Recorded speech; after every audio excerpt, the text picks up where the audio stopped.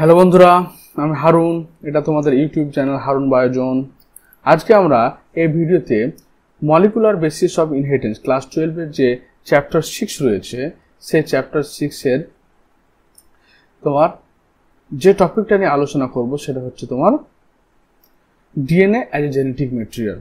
অর্থাৎ আমার যে এতগুলো জীব পৃথিবীতে রয়েছে, সেই জীবগুলোর মধ্যে ডিএনএ কে জেনেটিক ম্যাটেরিয়াল হিসেবে কেন ব্যবহার করবো, আরএনএ কে কেন করছে না, সেটা আমরা দেখব। এটা ব্যাকটেরিয়াল ট্রান্সফরমেশন পরীক্ষা, যেটা বিজ্ঞানী ফ্রেডরিক গ্রিফিথ প্রথম তৈরি করেছিল। সেই পরীক্ষার উপর ভিত্তি করে আমরা এখানে জিনিসটাকে দেখব। তো চলো কি হচ্ছে দেখা যাক। প্রথম পয়েন্ট আসছে আমাদের যে ইভেন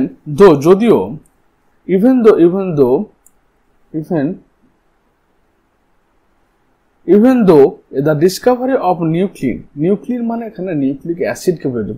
প্রথম ফ্রেডরিক মিশার প্রথম তোমার এই নিউক্লিক অ্যাসিড আবিষ্কার করেছে, নাম দিয়েছিল নিউক্লিন বা Fisher, and the proposition for principles of inheritance বা মেন্ডেল কি দিয়েছিল? Principal of inheritance. সে কিন্তু ডিএনএ বলতে পারেনি, সে বলেছিল ফ্যাক্টর, যেটা এক জন থেকে পরবর্তী জনতে যাচ্ছে।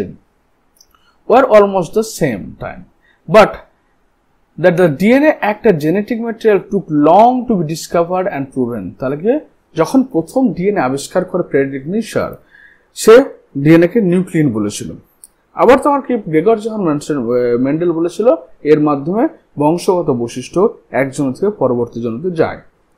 কিন্তু তার অনেকদিন পরে কি করেছে, ডিএনএ যে জেনেটিক ম্যাটেরিয়াল হিসেবে কাজ করে সেটা আবিষ্কার করে বিজ্ঞানী ফ্রেডরিক গ্রিফিথ 1928-এ, এবং প্রুভ করা হয় যে ডিএনএ জিনগত বস্তু সেটা একজন থেকে পরবর্তী জনতে যায়। বলছে by 1926 the quest of material to determine the mechanism for genetic inheritance had reached the molecular level।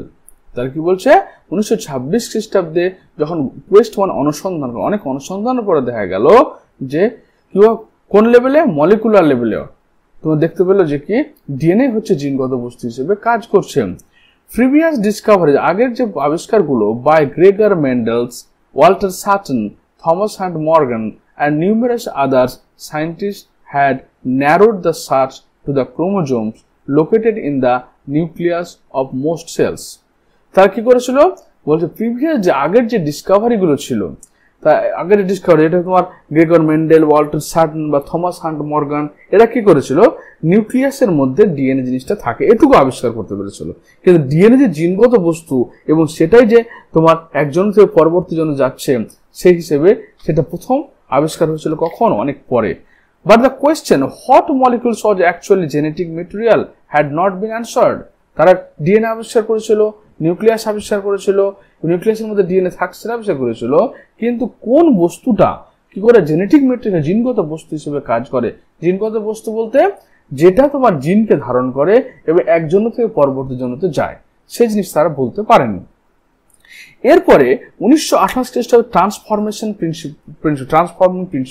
ট্রান্সফর্মিংটা আসলে কি বলতো, একটা সেক্সুয়াল রিপ্রোডাকশন অফ ব্যাকটেরিয়াদের মধ্যে যে ট্রান্সফরমেশন, কনজুগেশন এবং ট্রান্সডাকশন হয়, তার মধ্যে সেক্সুয়াল রিপ্রোডাকশন মানেটা কি, যার মাধ্যমে একটা জীব থেকে জিনগত বস্তু পরবর্তী অন্য একটা জীবের মধ্যে যাবে, সেটাই হচ্ছে তোমার জেনেটিক মানে সেক্সুয়াল রিপ্রোডাকশন। তো ব্যাকটেরিয়ার ক্ষেত্রে ট্রু সেক্সুয়াল রিপ্রোডাকশন হয় না, যেহেতু গ্যামেট তৈরি হয় না, কিন্তু এদের যেহেতু জিনগত বস্তু এক ব্যাকটেরিয়া থেকে অন্য ব্যাকটেরিয়াতে যায়, তাই এগুলোকে আমরা বলছি সেক্সুয়াল রিপ্রোডাকশন ধরা হয়। তার মধ্যে একটা হচ্ছে ট্রান্সফরমেশনের মাধ্যমে কি হয়, যখন the genetic material transfer through liquid medium from bacteria to another bacteria, this is called transformation। Conjugation কোন হয়, যখন তোমার জেনেটিক ম্যাটেরিয়াল ট্রান্সফার হয় থ্রু কনজুগেশন টিউবের মাধ্যমে। আবার তোমার ট্রান্সডাকশন কখন হচ্ছে, যখন তোমার কোন ব্যাকটেরিওফেজ ভাইরাসের মাধ্যমে যখন ব্যাকটেরিয়ার জেনেটিক্যাল ম্যাটেরিয়াল অন্য ব্যাকটেরিয়া যায়, তখন সেটা ট্রান্সডাকশন হচ্ছে। তো আমরা এখানে পড়বো ট্রান্সফরমেশন। এই ট্রান্সফরমেশনের মাধ্যমে বিজ্ঞানী ফ্রেডরিক গ্রিফিথ 1928 খ্রিস্টাব্দে প্রথম বলল যে ডিএনএ হচ্ছে জিনগত মানে বস্তু, তার একটা ফার্স্ট স্টেপ, সেই পরীক্ষার প্রথম স্টেপ সে তৈরি করেছিল। সে প্রুভ করতে পারেনি, কিন্তু সে করেছিল।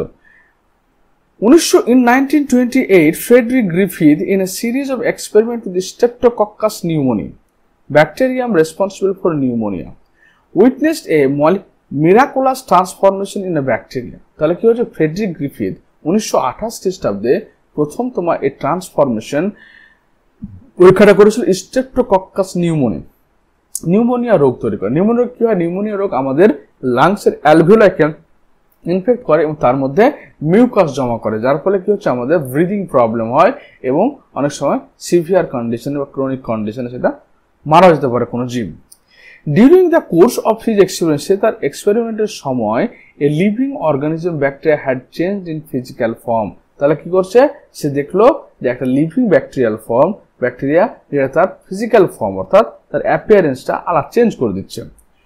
When streptococcus pneumonia bacteria are grown on a culture plate, যখন একটা কালচার প্লেটের মধ্যে কি করছে, এই ব্যাকটেরিয়াটাকে গ্রো করা হচ্ছে, some produce smooth shiny colonies while other produce R, অর্থাৎ কোনো ব্যাকটেরিয়া প্রোডাকশন করছে কি, তা যখন ব্যাকটেরিয়াটাকে কালচার করা হলো, সে ব্যাকটেরিয়াটা কালচার করার ফলে দেখতে পারে দু রকমের স্ট্রেন তৈরি হয়েছে। স্ট্রেন মানে হচ্ছে যেটা যে টাইপটা তোমার ব্যাকটেরিয়া তৈরি হয়, একটা হচ্ছে স্মুথ স্ট্রেন, এস স্ট্রেন তৈরি হচ্ছে, একটা রাফ স্ট্রেন তৈরি হচ্ছে। এস স্ট্রেন মানে এস মানে হচ্ছে স্মুথটা কেন হচ্ছে, কারণ ব্যাকটেরিয়ার চারিদিকে ক্যাপসুলের একটা লিপোপলিস্যাকারাইডের আবরণ রয়েছে, অর্থাৎ এটা যে ব্যাকটেরিয়া হয়, তো ব্যাকটেরিয়ার চারিদিকে কি রয়েছে, একটা লিপোপলিস্যাকারাইডের আবরণ রয়েছে, সেটা হচ্ছে তোমার ওই জন্য স্মুথ হচ্ছে। আর রাফ কেন হচ্ছে, কারণ এর চারিদিকে কোনো আবরণ থাকে না, ওই জন্য রাফ হচ্ছে এরা। এবং এর বাইরের দিকে যে লিপোপলিস্যাকারাইডের আবরণ থাকছে, সেই লিপোপলিস্যাকারাইডের আবরণটাই কিন্তু আমাদের নিউমোনিয়া রোগ তৈরি করার জন্য অ্যান্টিজেন হিসেবে কাজ করছে। This is because S strain bacteria have mucus polysaccharide coat while R strain does not. Okay, তো polysaccharide কোট থাকে বাইরের দিকে, ওর ক্ষেত্রে থাকে না। মাইস ইনফেক্টেড উইথ S strain, এবার ধরে নাও তুমি কি করছো, একটা রাফ স্ট্রেন নিয়ে, রাফ স্ট্রেন নেওয়া হলো। রাফ স্ট্রেনটা হচ্ছে নন ভিরুলেন্ট, অর্থাৎ নো নিউমোনিয়া তৈরি করলো না। কিন্তু স্মুথ স্ট্রেনটা হচ্ছে কি, তোমার স্মুথ স্ট্রেন যেটা রয়েছে, সেই স্মুথ স্ট্রেনটা হচ্ছে তোমার যেটা নিউমোনিয়া তৈরি করলো। আর নিউমোনিয়া তৈরি করলে কি হবে, তোমার ইঁদুরটা মারা যাবে। তো প্রথমে আমরা কন্ট্রোল কন্ডিশন রাফ স্ট্রেনটা হচ্ছে নন ভিরুলেন্ট মানে রোগ তৈরি করবে না। তাহলে কি করা হয়, দেখো বলছে strain virulent pneumonia infection but mice infected with rough strain do not develop pneumonia. তাহলে এখানে প্রথমে রাফ স্ট্রেন দেওয়া হলো, রাফ স্ট্রেন ফলে কি হচ্ছে, দেখো যখন ইনজেক্ট করা হলো মাইসটা কিন্তু লাইভ জীবিত রয়েছে, যেহেতু এদের নিউমোনিয়া তৈরি হয়নি। এবার হিট কিল স্মুথ স্ট্রেন, তারপর কি হচ্ছে, heat kill smooth strain not heat killed, হ্যাঁ হিট কিল স্মুথ স্ট্রেন যখন দেওয়া হলো, হিট কিল স্মুথ মানে এই স্মুথ স্ট্রেনটাকে প্রথমে নর্মালি দেওয়া হলো, ইনজেক্ট উইথ মাইস, প্রথমে রাফ স্ট্রেন দেওয়া হলো, এরপর স্মুথ স্ট্রেনটা যখন দিব আমি স্মুথ স্ট্রেন, তখন এখানে ইনজেক্ট যখন করব তখন দেখা যাচ্ছে যে এখানেও কিন্তু এই মাইসটা নিউমোনিয়ার জন্য ডেড হয়ে গেল, মারা গেল। ক্লিয়ার? তারপরে কি করলো, আমার দেখলাম রাফ স্ট্রেনে কোনো রকম রোগ তৈরি হচ্ছে না, ইঁদুরটা মরছেও না, সেটা নন ভিরুলেন্ট। কিন্তু স্মুথ স্ট্রেন যেটা, সেটাতে দেখো নিউমোনিয়া রোগ তৈরি হচ্ছে, ইঁদুরটা মরে যাচ্ছে, ওই জন্য এটা হচ্ছে তোমার ভিরুলেন্ট। এবার এক্সপেরিমেন্ট 1-এ কি করা হলো, এই স্মুথ স্ট্রেনটাকে হিট কিল করা হলো। স্মুথ স্ট্রেনটা আসলে কি, এক ধরনের পলিস্যাকারাইড, এবং এই পলিস্যাকারাইড যখন হিট দেওয়া হবে তখন তার মধ্যে ডিন্যাচুরেশন, তার মধ্যকার যে গ্লাইকোসাইডিক বন্ডগুলো রয়েছে সেগুলো ভেঙে যাবে। ভাঙার ফলে কি হচ্ছে, সেটা নিষ্ক্রিয় হয়ে পড়বে। ওই জন্য হিট কিল করা হচ্ছে, তখন ব্যাকটেরিয়াকে ইনজেক্ট করলে যেহেতু নিষ্ক্রিয় হয়ে পড়েছে, নিষ্ক্রিয় হয়ে পড়ার ফলে মাউসটা জীবিত রাখছে। এবার এক্সপেরিমেন্ট 2 করছে যে এই রাফ স্ট্রেনটাকে দেওয়া হলো এটাকে, এবং এই হিট কিলে মানে এই দুটোকে একসাথে মিক্সড করে দেওয়া হচ্ছে। মিক্সড করে যখন দিচ্ছি আমি, দেখা যাচ্ছে ইঁদুরটা মরে যাচ্ছে। হিট কিল যখন স্মুথ স্ট্রেনটা এস স্ট্রেনটাকে যখন একাই দিচ্ছি তখন ইঁদুরটা মরছে না, কিন্তু যখন এর সঙ্গে মিক্সড করে দিচ্ছি তখন ইঁদুরটা মরে যাচ্ছে। এক্সপেরিমেন্ট 3 কি করলো, স্মুথ স্ট্রেন যেটা virulent strain recovered from dead mice in experiment 2। এবার স্মুথ স্ট্রেনটাকে কি করা হলো, ডেড মাইস থেকে নেওয়া হলো, যে এর মধ্যে যে মরে গেছে ইঁদুরটা, সেই ইঁদুরটা থেকে আবার ওর সিরাম থেকে তোমার এই অ্যান্টিজেনটাকে বের করা হলো, আবার তোমার একটা সেকেন্ড ব্যাকটেরিয়া দেওয়া হলো, ইঁদুরে দেওয়া হলো, এটাও মরে গেল। মানে সোজা কথা বলতে গেলে যখন তুমি স্মুথ স্টেন ইনজেক্ট করছো ইঁদুরের মধ্যে, ইঁদুরটা মরে যাচ্ছে। আবার যখন তুমি রাফ স্টেন ইউজ করছো তখন মরছে না। এবার হিট কিল স্মুথ স্টেন করছো, যখন হিট কিল করছো ইঁদুরটা মরে না। কিন্তু যখন হিট কিল এবং R2 দুজনকে একসঙ্গে দিচ্ছ, কথা মনে রাখো, প্রথমে কি করলে ফার্স্ট কাজ হলো আমাদের যে যখন আমি রাফ স্ট্রেন দিলাম, ইনজেক্ট করলাম, ইঁদুরটা লাইভ বেঁচে থাকলো, বেঁচে থাকলো। যখন আমি স্মুথ স্ট্রেন দিলাম তখন ইঁদুরটা মরে গেল, ডেড হয়ে গেল। যখন হিট কিল করে হিট দেওয়ার ফলে হিট কিল H3 দিলাম, তখন সেখানে কি হলো, ইঁদুরটা লাইভ বেঁচে আছে। আবার যখন কি করা হলো, rough strain plus hit kill strain H3 কে দেওয়া হলো, ইঁদুরটা ডায়েড হয়ে গেল। এখানে একটা জিনিস দেখার আছে যে তাহলে কি হচ্ছে, যে এই হিট কিল H3 যখন একাই থাকছে তখন ইঁদুরটা বাঁচছে, কিন্তু হিট কিল H3 যখন রাফ স্ট্রেনের সঙ্গে ইঁদুরটা মরে যাচ্ছে। তাহলে এমন হতে পারে যে হিট কিল H3 থেকে কোনো একটা সাবস্ট্যান্স সেটা কি করছে, রাফ স্ট্রেনের মধ্যে চলে আসছে এবং রাফ স্ট্রেনটা কি করছে, ভিরুলেন্ট হয়ে যাচ্ছে। বুঝতে পারলে? তাহলে কি হলো, তাহলে হিট কিল H3 স্ট্রেন থেকে কি হলো, H3 স্ট্রেন থেকে কোনো একটা জিনিস তোমার এই R2 তে চলে আসছে এবং R2 কে তোমার ইনফেকশিয়াস করে দিচ্ছে, যার জন্য মাইসটা ডাই হচ্ছে। হি কনক্লুডেড, সে কি করেছিল, আলটিমেট সিদ্ধান্ত আসলো যে R strain bacteria had somehow been transformed by the heat kill strain. তাহলে বলছে যে এই যে R strain ব্যাকটেরিয়াটা ছিল যেটা নন ভিরুলেন্ট ছিল, তাহলে যখন হিট কিল H3 এর সঙ্গে দিচ্ছি, তাহলে হিট কিল H3 থেকে কোনো একটা জিনিস এসে R2 স্ট্রেনটাকে চেঞ্জ করে দিচ্ছে, অর্থাৎ ও ট্রান্সফরমেশন করছে।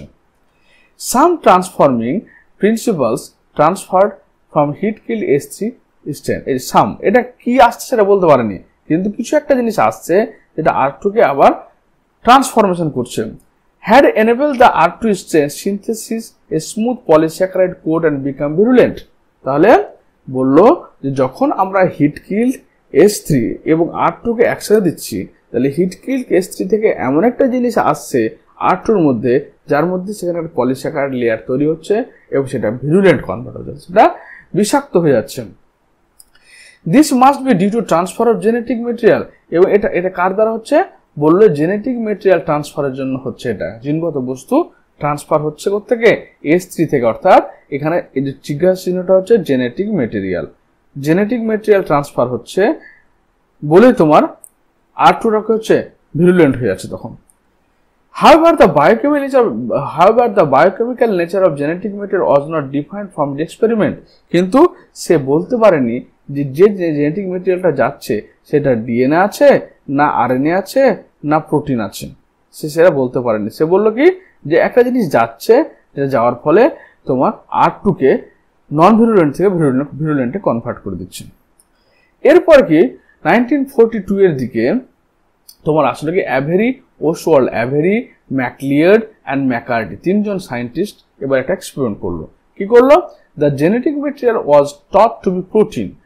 তারা কি করলো, প্রথমে কি করলো, একটা এখানে ধরো নাও হিট কিল H3 কে নেওয়া হয়েছে এবং হিট কিল H3 কে নেওয়া হয়েছে এবং R2 কে নেওয়া হয়েছে, এই দুটোকে আমি এর মধ্যে ঢুকিয়ে দিয়েছি। ঢুকানোর ফলে এবার কি করব, এর সঙ্গে যখন যদি জেনেটিক ম্যাটেরিয়াল অর্থাৎ যেটা তোমার মানে H3 হিট কিল H3 থেকে যে জিনিসটা R2 এর মধ্যে এসছে, যে জেনেটিক মেটেরিয়াল R2 এর মধ্যে এসছে এবং R2টাকে কি ভিরুলেন্টে কনভার্ট করে দিয়েছে, পলিস্যাকারাইড তৈরির মাধ্যমে ভিরুলেন্ট করে দিয়েছে। তো এটা কি, যদি তোমার আরএনএ হয় তাহলে আরএনএ এনজাইম দিলে, যদি প্রোটিন হয়, ধরো না আরএনএ, প্রোটিন বা ডিএনএ, কি হবে সেটা বের করতে হবে এর কাজ। যদি তোমার সেটা প্রোটিন হয়, ধরো না এটা প্রোটিন আছে, তাহলে আমি প্রোটিয়েজ এনজাইম দিব। প্রোটিয়েজ এনজাইম যখন দিব তখন প্রোটিয়েজ এনজাইমের মাধ্যমে কি হবে, প্রোটিনটা তোমার নষ্ট হয়ে যাবে, ডিগ্রেড হয়ে যাবে। তারপর এটাকে যদি আমি এই সলিউশনটাকে যদি ইনজেক্ট করি মাইসের মধ্যে, ইনজেক্ট মাইস করি, তাহলে মাইস কি হবে, লাইভ হয়ে যাবে। এটা হওয়ার কথা, কিন্তু এটা হচ্ছে না। কি হচ্ছে, মাইসটা ডাই হয়ে যাচ্ছে। ভালো করে বোঝার চেষ্টা করো যে আমি এই টেস্ট টিউবের মধ্যে কি করলাম, যে আমার ইঁদুরটা মরে গেছিল, হিট কিল S3 এবং R2 এর মিক্সচারটাকে নিলাম।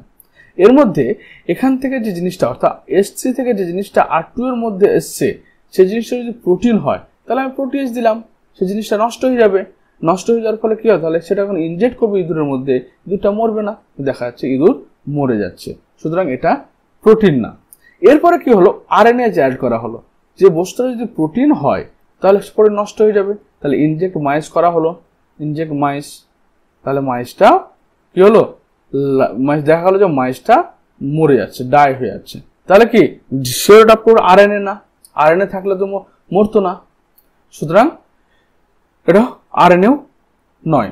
এবার কি করা হলো, DNA অ্যাড করা হলো। তারপর কি হচ্ছে, এখানে ইনজেক্ট করা হলো মাইসের মধ্যে। যখন মাইসের মধ্যে ইনজেক্ট করা হলো, দেখা হলো মাইসটা লাইভ থাকছে, বেঁচে থাকছে। কেন, কারণ যে এই ট্রান্সফর্মিং ম্যাটেরিয়ালটা কি DNA, এবার ডিএনএটাই যদি নিষ্ক্রিয় হয়ে যায় তাহলে কি বিষক্রিয়া থাকবে না, বিষক্রিয়া থাকবে না বলে কি মাইসটা বেঁচে থাকবে। তাহলে এখানে কি করলো দেখো, দে purified বায়োকেমিক্যালস DNA, protein, DNA, RNA from the heat killed S3 cell to see which ones could transform live R cell into S cell। তাহলে তারা কি করলো, পরীক্ষাটা পড়ে দিলাম, এবার এখানে শুনে নাও বা ঘটনাটা। তো তারা DNA, RNA এবং প্রোটিনকে আলাদা করলো, কোথা থেকে, S3 থেকে, হিট কিল S3 থেকে। এবং তারা পরীক্ষা করতে শুরু করলো কোন জিনিসটা যাচ্ছে।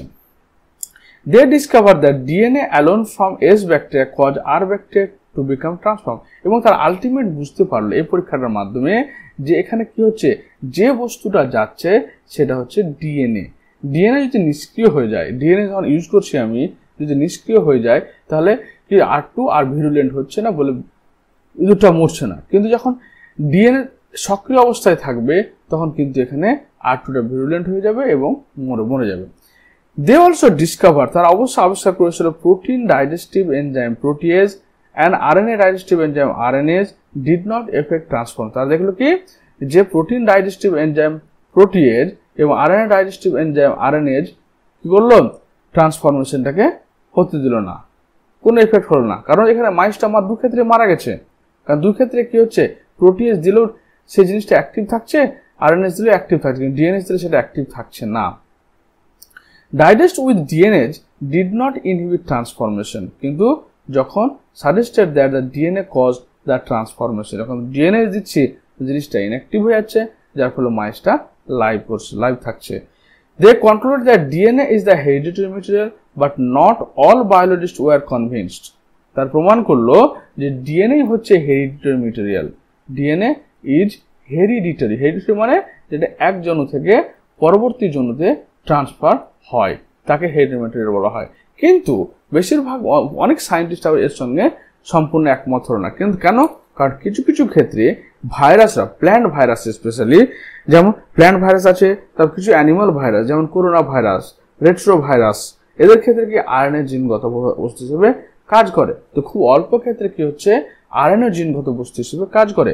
Can you think of any difference between DNase and DNase? DNase হচ্ছে একটা এনজাইম যেটা DNA কে ডিগ্রেড করে বা নষ্ট করে দেয়, আর DNA হচ্ছে জেনেটিক মেটেরিয়াল। এরপর জেনেটিক মেটেরিয়াল আরো কনফার্ম পরীক্ষা করার জন্য হার্শে এবং চেজ একটা আলাদাভাবে পরীক্ষা করেছিল।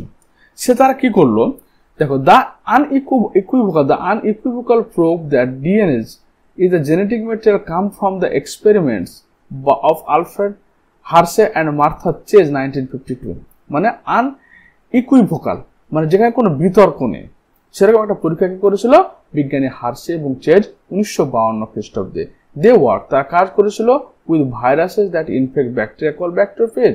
তারা কাজ করেছিল কোন ব্যাকটেরিয়াকে নিয়ে, ব্যাকটেরিওফেজকে নিয়ে। কারণ ব্যাকটেরিওফেজ কি করে, তোমার ভাইরাসকে আক্রমণ করে, bacteriophage. The bacteriophage attaches to the bacteria and its genetic material then enters a bacteria cell। তা বলছে কি, তারা কি করলো, তারা দেখলো এটা একটা ব্যাকটেরিয়া কি করে, আসলে ব্যাকটেরিয়া অ্যাটাকড বাই ব্যাকটেরিওফাজ, এটা ব্যাকটেরিওফাজ তো ব্যাকটেরিওফাজ এর মধ্যে অ্যাটাক করলো এবং ব্যাকটেরিওফাজের মধ্যে যে ডিএনএটা ছিল, এটা ব্যাকটেরিওফাজের ডিএনএ, এটা হচ্ছে তোমার ব্যাকটেরিয়ার ডিএনএ। এই ব্যাকটেরিওফাজের ডিএনএ, ব্যাকটেরিওফাজ যখন ব্যাকটেরিয়াকে আক্রমণ করবে তার নিজস্ব ডিএনএটা এর মধ্যে ট্রান্সফার করে দিবে। The bacterial cell treats the viral genetic material as if it was its own subsequently manufactured more virus particles। তাহলে কি বলছে, যখন ব্যাকটেরিওফাজটা ব্যাকটেরিয়াকে আক্রমণ করবে তো দেখা যাচ্ছে ব্যাকটেরিয়ার মধ্যে আরো অনেকগুলো ভাইরাস পার্টিকেল তৈরি করবে। Hershey and Chase ought to discover whether it was protein or DNA from the viruses that entered the bacteria।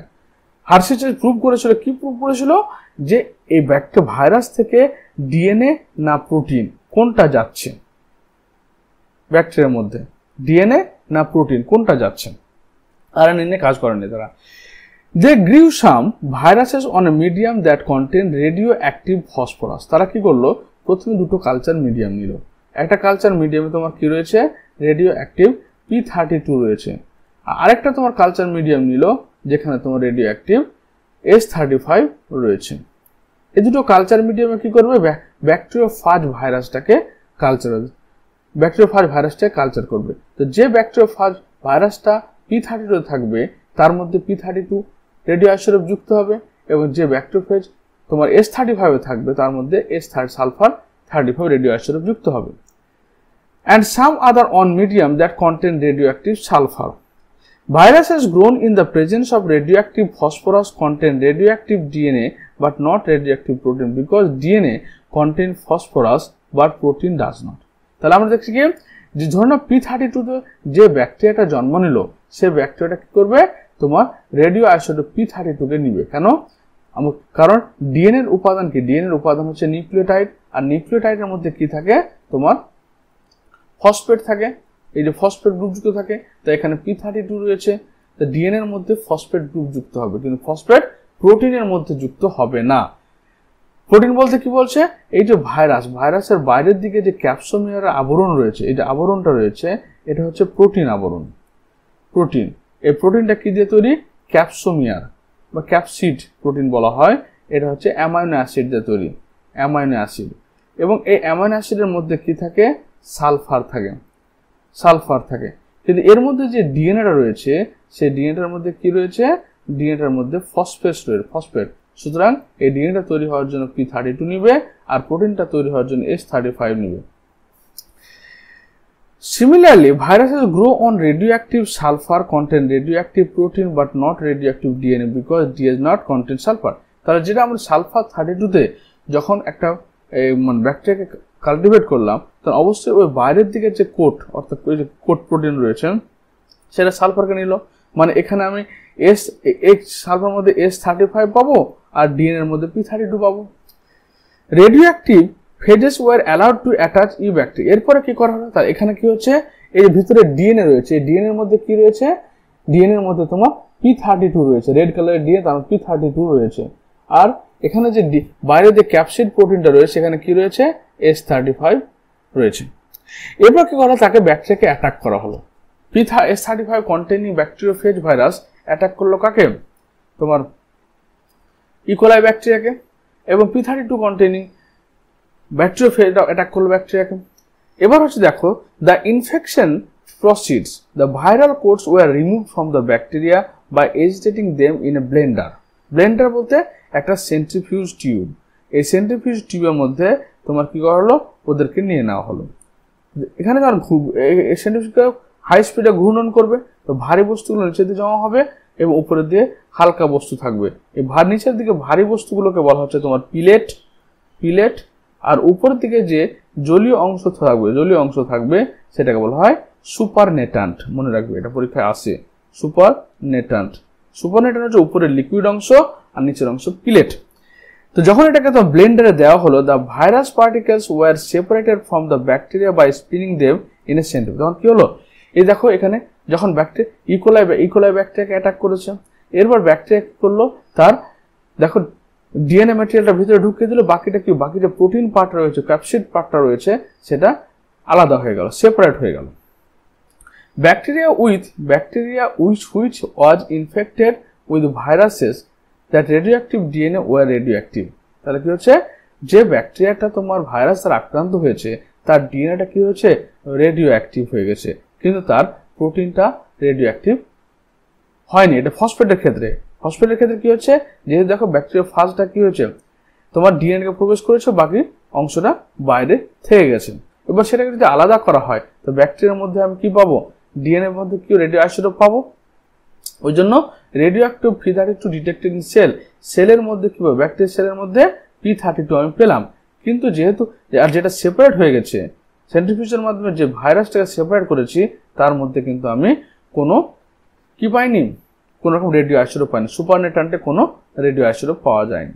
আবার দেখো বলছি indicating that DNA was the material that passes from virus to bacteria. এর মাধ্যমে কি প্রমাণ হলো, যে ব্যাকটেরিয়ার মধ্যে শুধুমাত্র ডিএনএ জিনগত বস্তুটা প্রবেশ করেছে, বাকি ভাইরাসটা সেখান থেকে সরে গেছে। Bacteria that were infected with viruses that had radioactive proteins were not radioactive. তাহলে যে সমস্ত, কিন্তু এক্ষেত্রে কি হচ্ছে, যখন আমরা সালফার দিয়ে করছি তো দেখা যাচ্ছে যে ওর মধ্যে ডিএনএ ম্যাটেরিয়াল গেছে, কিন্তু যেহেতু আমরা সালফার ডিএনএর অংশ না, তাই ওটা কি বাইরের প্রোটিনের সঙ্গে ছিল।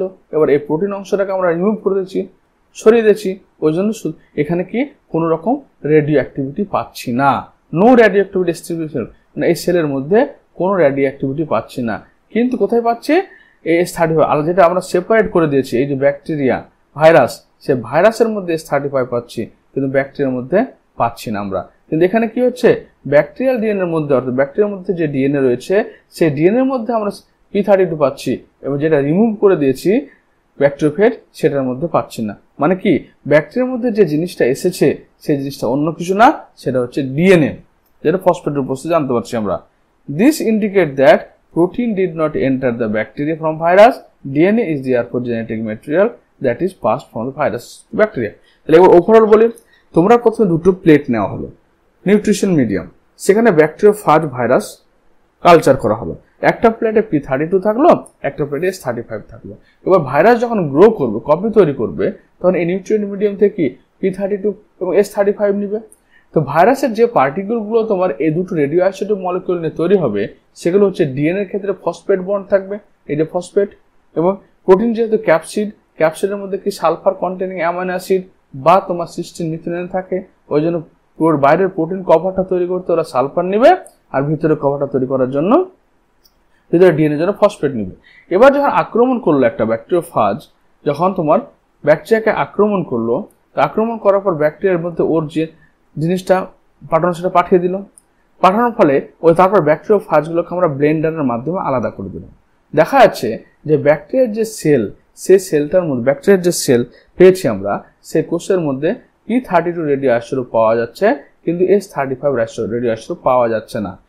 কিন্তু যে ভাইরাসগুলোকে আমরা আলাদা করে দিয়েছি, সে ব্লেন্ডারের মাধ্যমে যেগুলোকে আলাদা করে দিয়েছি, সে আলাদা অংশগুলোতে কি পাওয়া যাচ্ছে, P32 পাওয়া যাচ্ছে না, কিন্তু S35 পাওয়া যাচ্ছে।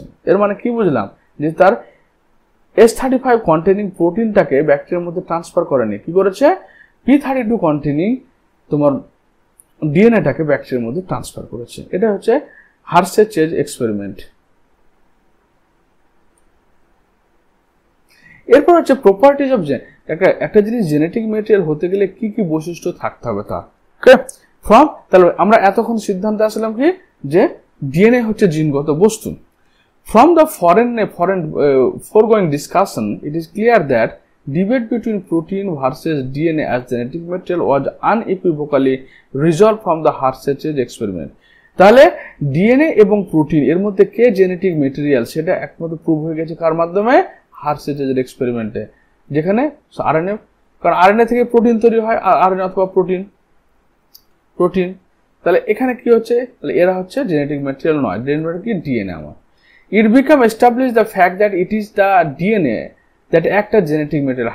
However, it is subsequently become clear that in some viruses, RNA is the genetic material. For example, tobacco mosaic virus, QB bacteriophage বা করোনা ভাইরাস, এগুলো এসব কি হচ্ছে, এসব ক্ষেত্রে তোমার আরএনএ কিন্তু জিনগত বস্তু হিসেবে কাজ করছে।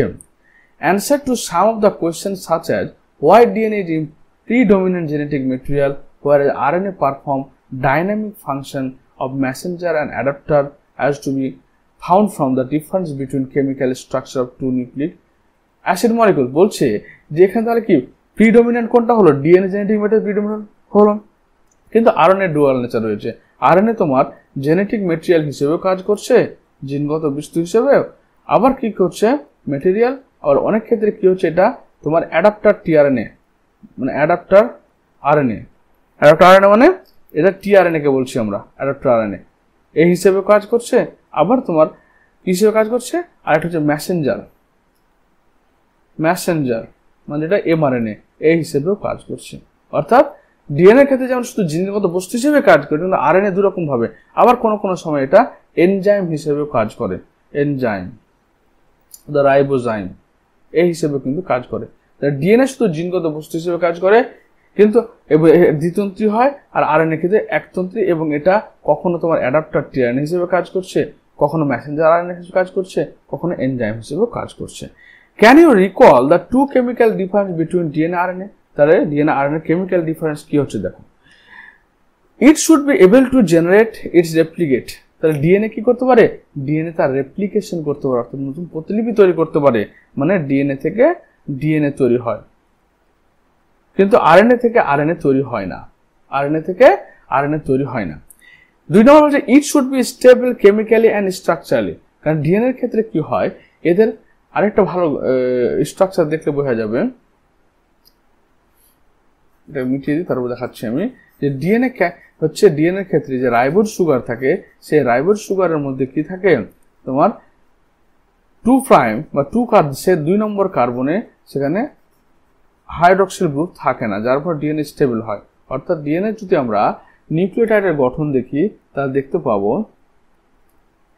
যে এই যে 2 নম্বর কার্বন রয়েছে রাইবোজ সুগারের, সেখানে হাইড্রোজেন গ্রুপ থাকে এবং এখানে হাইড্রক্সিল গ্রুপ থাকে।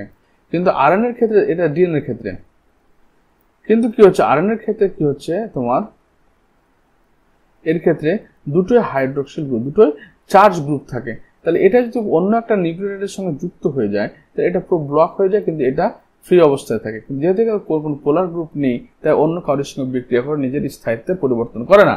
কিন্তু এখানে যেহেতু অন্য কোনো পোলার গ্রুপ রয়েছে, তাই অন্য কোনো উপাদানের সঙ্গে পজিটিভলি চার্জ কোনো উপাদানের সঙ্গে যুক্ত হয়ে নিজের স্থায়িত্বের পরিবর্তন করে। আবার কি হচ্ছে, ডিএনএ হচ্ছে অ্যান্টি প্যারালাল। অ্যান্টি প্যারালাল হওয়ার জন্য কি হচ্ছে, এদের ফসফেট বন্ডগুলো পরস্পর থেকে দূরে থাকে। দূরে থাকার জন্য হচ্ছে এদের মধ্যে ঋণাত্মকতার পরিমাণটা কমে যায়, অর্থাৎ ডিস্ট্রাকশন হওয়ার ক্ষমতা, অর্থাৎ নেগেটিভ রিপালশন হওয়ার প্রবণতা কমে যায়। আবার হচ্ছে কি, এই অ্যান্টি প্যারালাল হওয়ার জন্য নাইট্রোজেন বেসগুলোর মধ্যে বন্ধনী ঠিকঠাকভাবে গঠিত হয়। It should provide the scope for slow changes, mutation. ডিএনএর মধ্যে খুব স্লো ভাবে পরিবর্তন আসে, আর মিউটেশনের মাধ্যমে। মিউটেশন মানে যেখানে ডিএনএ নাইট্রোজেন বেসের সজ্জাক্রমে পরিবর্তন হয়, কিন্তু খুব স্লো, যেটা আমাদের ইভলিউশনের জন্য দরকার। ইট should be able to express itself in the form of Mendelian character, এবং মেন্ডেলের যে ক্যারেক্টারগুলো রয়েছে F1 জন্য F2 জন্যতে, সেই হিসেবে তারা নিজেকে এক্সপ্রেস করে, অর্থাৎ খুলে দেখায়। এবার হচ্ছে কি, এখানে দেখো এই যে এটা হচ্ছে রাইবোজ স্ট্রাকচার, আর এটা ডিঅক্সিরাইবোজ। এখানে হাইড্রক্সিল গ্রুপ রয়েছে, এখানে হাইড্রোজেন গ্রুপ রয়েছে। তো এটা হচ্ছে নন পোলার গ্রুপ, শুধু কারোর সঙ্গে বিক্রিয়া করে না, কিন্তু এটা হচ্ছে পোলার গ্রুপ। পোলার গ্রুপ থাকার জন্য কি হচ্ছে, যখন এখানে একটা নতুন নিউক্লিওটাইড যুক্ত হচ্ছে, তো এই ইলেকট্রোনেগেটিভ অক্সিজেন কি হচ্ছে, ফসফেটের উপর রিঅ্যাক্ট করার ফলে সেই বন্ডটাকে ব্রেক করে দিচ্ছে। এটা একটা পয়েন্ট, বন্ডটা ব্রেক করে দিয়ে নাইট্রোজেন বেসকে আলাদা করে দিচ্ছে, আর অত বেশ হাইড্রোলাইজ হচ্ছে, অথবা দুটো সমান পোলার গ্রুপ, এটা ফসফেটের সঙ্গে যুক্ত হচ্ছে, এটা ফসফেটের সঙ্গে যুক্ত হয়ে এরকম একটা স্ট্রাকচার তৈরি করছে, বলে তার স্টেবিলিটি আসে না, বলো। আর অ্যান্টি প্যারালাল থাকে 5 প্রাইম টু 3 প্রাইম, আর 5 prime to 3 prime. Anti parallel হওয়ার জন্য দেখো এই যে নাইট্রোজেন বেসগুলো, এদের মধ্যে বন্ডিং প্যাটার্নটা ভালো হচ্ছে। যদি প্যারালাল হতো, তাহলে কিন্তু এই নাইট্রোজেন বেসগুলো এদিকে অবস্থান করতো, আর এদিকে অবস্থান করলে এখান থেকে এর মধ্যে বন্ধন হওয়াটা পসিবল ছিল না, মানে অনেকটা জটিল থাকতো। আরেকটা হচ্ছে কি, যদি প্যারালাল হতো, তাহলে এই ফসফেটটা পাশাপাশি চলে আসতো, পাশাপাশি আসলে দুটো ফসফেট নেগেটিভ রিপালশন করে ডিএনএ আনস্টেবল করে দিত, কিন্তু সেটা হচ্ছে না। তাহলে if one examine such each recruitment one by one, because the rule of base pairing and complementarity, both the nucleic acid DNA RNA have the ability to direct their duplication. তাহলে বলছে যে because the rule of base pairing মানে কি, adenine থাইমিনের সঙ্গে দুটো hydrogen bond, guanine ইউরাসিলের সঙ্গে সাইটোসিনের সঙ্গে 3টে হাইড্রোজেন বন্ড দ্বারা যুক্ত থাকে। both the nucleic acid DNA RNA have ability to direct their duplication, okay, ability to direct duplication করতে পারে. The another molecules in the living systems as a protein fail to fulfill first criteria. তার প্রথম criteria হচ্ছে কি এরা নিজের copy তৈরি করতে পারে, ডিএনএ বা আরএনএ নিজের কপি তৈরি করতে পারে, কিন্তু প্রোটিন সেটা পারে না. The genetic material should be stable enough not to change with different stage of life cycle age with change of physiology of the organism. তাহলে জেনেটিক মেটেরিয়াল যেটা হতে হবে সেটা কি স্টেবল হবে, স্থায়ী হবে, সেটা আমাদের বয়স বাড়ার সঙ্গে বা জীবনচক্রের সঙ্গে পরিবর্তন হবে না সহজে. Stability as one of the properties of genetic material was very evident in Griffith transform principle itself, that heat which killed the bacteria at least did not destroy some of the properties of the genetic material. তাহলে কি হচ্ছে বললো যে এক genetic material হতে গেলে তার স্থায়িত্ব সবচেয়ে বড় গুরুত্বপূর্ণ. সেটা যদি খুব তাড়াতাড়ি চেঞ্জ হয়ে যায় তাহলে কিন্তু সেটা জেনেটিক ম্যাটেরিয়াল হবে না. যেমন ধরে নাম এর ক্ষেত্রে মানে গ্রিফিথ এক্সপেরিমেন্টের ক্ষেত্রে যখন হিট দেওয়া হলো তখন S3টা চেঞ্জ হয়ে গেল, এবং S3টা চেঞ্জ হওয়ার ফলে কি হচ্ছে সেটা ব্যাকটেরিয়াকে মেরে ফেললো. At least did not destroy some of the properties, যেটা তাকে তাড়াতাড়ি চেঞ্জ হবে না, সেটা অর্থাৎ স্টেবল হতে হবে. This now can easily be explained in light of the DNA that two strands being complementary is separated by heating come together when the appropriate condition are provided. তাহলে ডিএনএ এর ক্ষেত্রে কি হচ্ছে হিট দেওয়ার ফলে সেই ডিএনএটা ডিন্যাচুরাল হয়ে যায়, অর্থাৎ পৃথক হয়ে যায়, কিন্তু আবার নর্মাল কন্ডিশন আসার সঙ্গে সঙ্গে সেটা আবার আগের অবস্থায় চলে আসে, স্টেবল হয়ে যায়.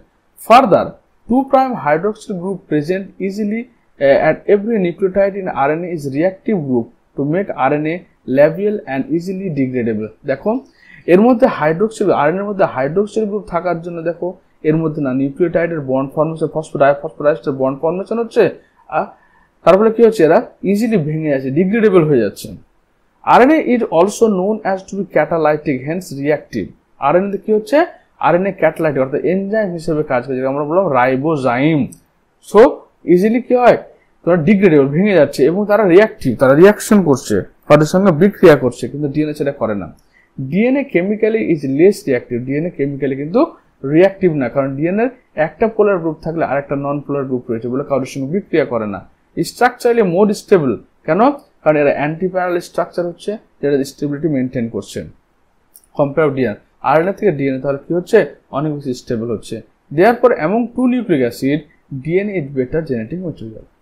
In fact, the presence of thymine at the place of uracil also confers additional stability to DNA. মানে এর ক্ষেত্রে RNA এর ক্ষেত্রে তোমার থাইমিনের জায়গায় ইউরাসিল থাকছে, কিন্তু এখানে ডিএনএ এর ক্ষেত্রে থাইমিন থাকছে, এটা কিন্তু আরেকটা স্টেবিলিটি দিচ্ছে DNA K. Both DNA and RNA are able to mutate.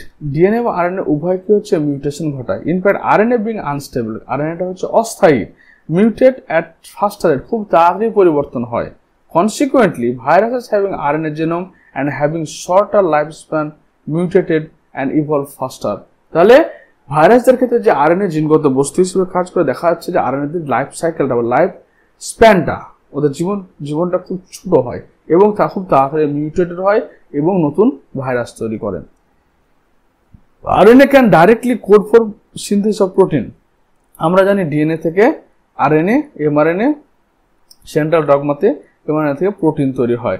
তো আরএনএটা কি হচ্ছে ডাইরেক্টলি প্রোটিন সিনথেসিস হচ্ছে. The protein synthesis machinery has evolved around RNA. তো RNA থেকে direct protein synthesis হচ্ছে. The above discussion include that both RNA and DNA can function as genetic material, but DNA being more stable is storage of genetic information. মানে যে বস্তুর মধ্যে জিনগত সমস্ত information বা তথ্য ঢুকানো থাকবে সেটা যদি আনস্টেবল হয় তাহলে সেটা জেনেটিক ম্যাটেরিয়াল মানে ভালো হবে না. তাই এমন একটা জিনিস জেনেটিক ম্যাটেরিয়াল হবে যেটা হচ্ছে স্থায়ী হবে, যেটা সহজে চেঞ্জ হবে না, চেঞ্জ হলে সেটা খুব স্লো ভাবে চেঞ্জ হবে, সেটা হচ্ছে ডিএনএ.